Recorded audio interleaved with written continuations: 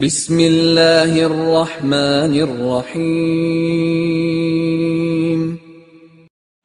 السلام علیکم ورحمۃ اللہ وبرکاتہ۔ الحمد للہ حمدا کثیرا طیبا مبارکا فیہ، والصلاة والسلام علی سیدنا محمد وآلہ وصحبہ اجمعین، اما بعد۔ حاضرین و ناظرین، یہ درس نمبر 6، اور آج جس حدیث کو ہم پڑھیں گے، جس حدیث کی ہم تشریح کریں گے، اس کا عنوان ہے ایمان کے 70 سے زیادہ شعبے ہیں۔ سب سے پہلے حدیث پڑھی جائے گی، ترجمہ کیا جائے گا، اس کے بعد تشریح آپ کے سامنے پیش کی جائے گی۔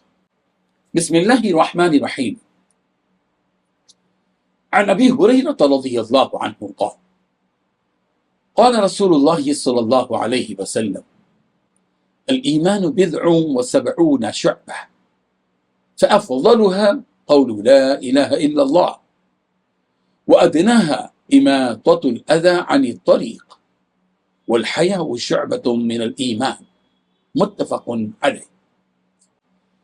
ترجمہ یوں ہے، حضرت ابو ہریرہ رضی اللہ عنہ بیان کرتے ہیں، رسول رحمت صلی اللہ علیہ وسلم نے ارشاد فرمایا، ایمان کی 70 سے کچھ زائد شاخیں ہیں، ان میں سے سب سے افضل یہ کہنا ہے کہ اللہ کے سوا کوئی معبود برحق نہیں، اور سب سے ادنا یہ ہے کہ راستے سے تکلیف دہ چیز ہٹا دی جائے، اور حیا بھی ایمان کی ایک شاخ۔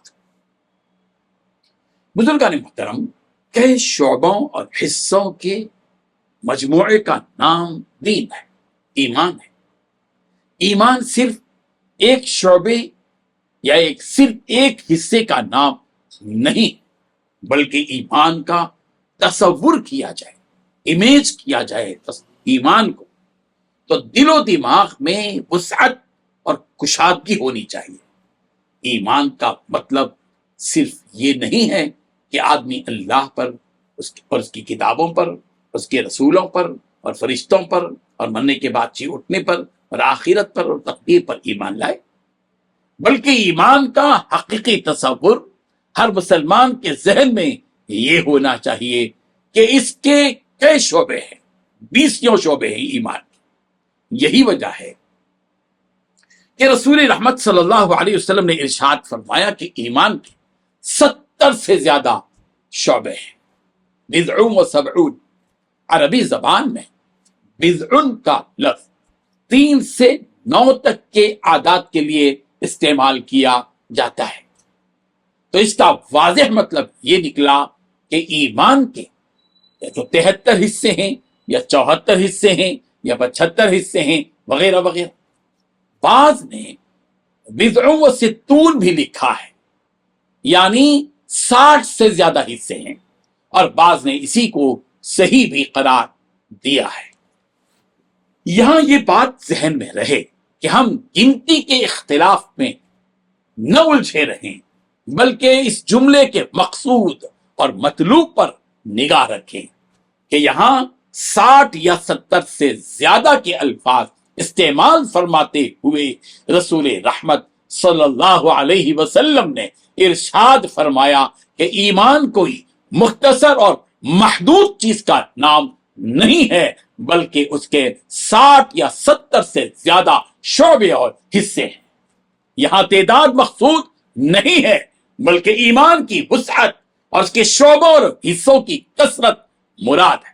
ایمان کے کئی شعبے ہیں، مثلا امر بالمعروف، بھلائی کا حکم دینا، نہی عن المنکر، برائیوں سے روکنا، ماں باپ کے ساتھ حسن سلوک، صلہ رحمی، پڑوسیوں کا اکرام وغیرہ وغیرہ۔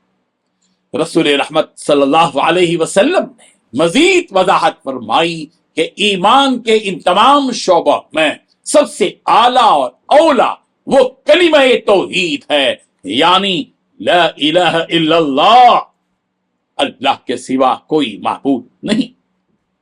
اور ایمان کا کم ترین اور ادنا حصہ راستے سے رکاوٹ کو دور کرنا ہے۔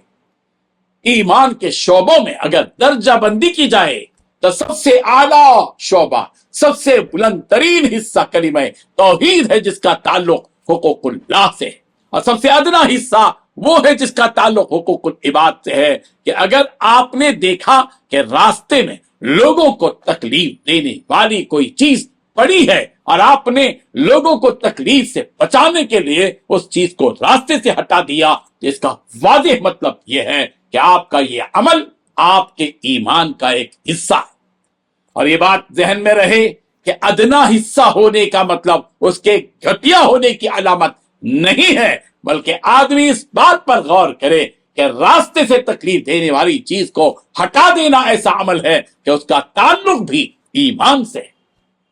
आमतौर पर आदमी राह चलते हुए तकलीफ देने वाली चीज को यूं ही हटा देता है, उसके जहन में ये बात बहुत कम ही आती है कि उसके इस अमल का ताल्लुक भी ईमान से है। इस कदर प्यारा दीन और ईमान है रसूल रहमत सल्लल्लाहु अलैहि वसल्लम का लाया हुआ कि जब किसी ने रास्ते से तकलीफ देने वाली चीज को हटा दिया और उसने ईमान का एक हिस्सा पा लिया। अल्लाहु अकबर कबीरा। बुजुर्गान मोहतरम, रसूल रहमत सल्लल्लाहु अलैहि वसल्लम ने अपनी उम्मत को बतौर खास हया की जानिब मुतवज्जे फरमाया, वल हयाउ शुअबतुम मिनल ईमान, कि हया ईमान की शाखों में से है। जिस तरह दरख्त की कई शाखें होती हैं, इसी तरह ईमान की भी शाखें हैं, और हया ईमान के दरख्त की एक अहम शाख। अल्लाह ताला हम सबको ईमान के इन शोबों को समझने की तौफीक अता फरमाए। आमीन। व आखिरु दावाना अनिल हम्दुलिल्लाहि रब्बिल आलमीन।